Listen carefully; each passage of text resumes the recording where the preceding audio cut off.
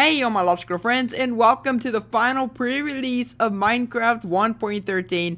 Now this is pre-release 10, and I am really excited for this because if everything goes to plan, the updated Aquatic will be out for Minecraft Java Edition tomorrow on Wednesday, July 18th. And yet again, I'm really excited for it because a lot of people have been waiting for this update for quite a while because they've been asking the one question.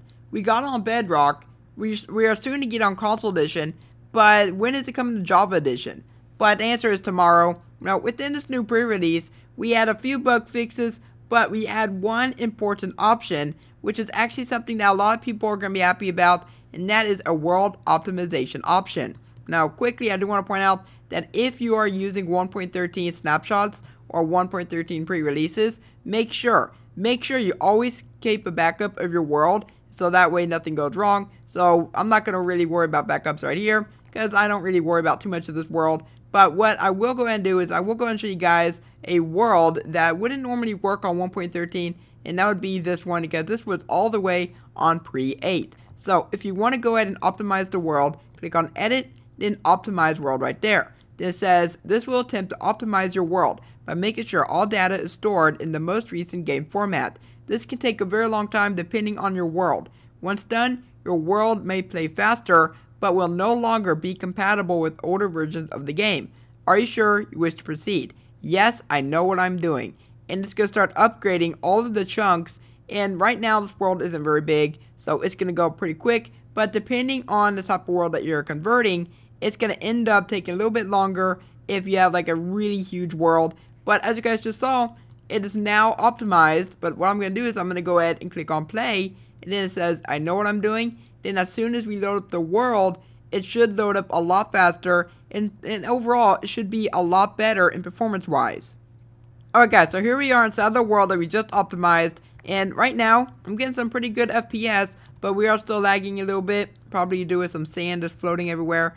But other than that, it actually is a little bit better than if you just load it up normally without using any optimization whatsoever. But this is going to be very useful for, let's say, single player worlds, survival worlds that you might want to play on 1.13, but you don't want to end up making a whole new world and stuff like that. Now, I do want to point out that if you are a server owner, keep note of this. You will not be able to optimize your worlds without loading it in single player first. So let's say you own Hypixel, or if you own Mineplex, or perhaps you own a different server that I don't know the name of, then you're going to want to go and load it up in single player, then go ahead and optimize it that way, so that way you'll be all up to date with the latest version of Minecraft.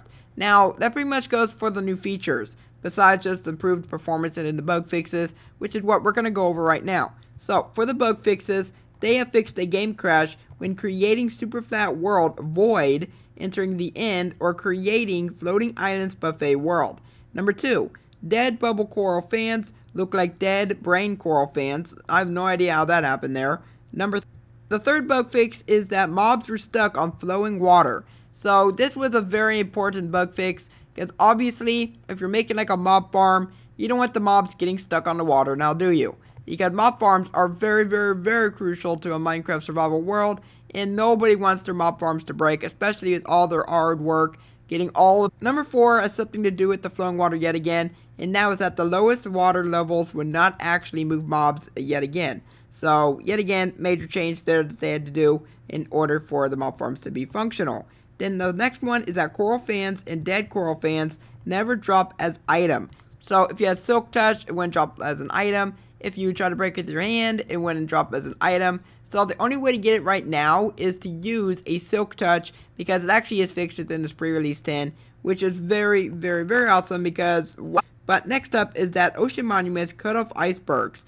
Now that would have been funny for me actually find, you know what I mean? Because a lot of people, when they are looking through a Minecraft world, they find a lot of weird and really weird things, if you know what I mean. Now the next one is that water and lava influence the flow direction of each other when touching. So I have no idea what that's all about. The next fix on the list is going to be new world generation doesn't populate edges of old worlds. Now if you are in pre-release 9, a lot of you guys may have ran into this problem to where you came across the world edge of your old world. I'm not talking about the edge of the entire world, I'm just talking about the edge of your old world. It's going to pretty much just be a really big, steep a step off. So pretty much it'll be like a cliff edge, and you wouldn't be able to get down unless you ended up jumping off, or if you used water of some sorts. But that's now been fixed, and of course that was over on Bedrock Edition for a very long time. Then recently that's been fixed over on Bedrock Edition as well. The next up is gonna be world fails to generate decorations on seemingly random quarter chunks. I have no idea what that's all about, but at least it's fixed now. Then the slash execute, it blocks only returning 1 out of 0 for result. So the slash execute command, I don't use it that much, but that was actually a really major bug there for the command creators. But that's now fixed within this new pre-release, which is pretty awesome. Then the final one is that the slash replace item doesn't work with chest or upper minecarts. Also a very major bug there, but now command creators, they'll be yet again very happy to hear that that's now fixed in pre-release 10. But other than that, guys, that is pretty much it about what pre-release 10 has to give us. So yet again, if everything goes to plan, tomorrow will be the official release day of 1.13. And you can expect some more updates in the future. Guys, now if you guys did enjoy today's video, then please hit that like button and consider subscribing for more Minecraft videos like this in the future. For now, I hope that you have a logical day, and I will catch you next time. Bye!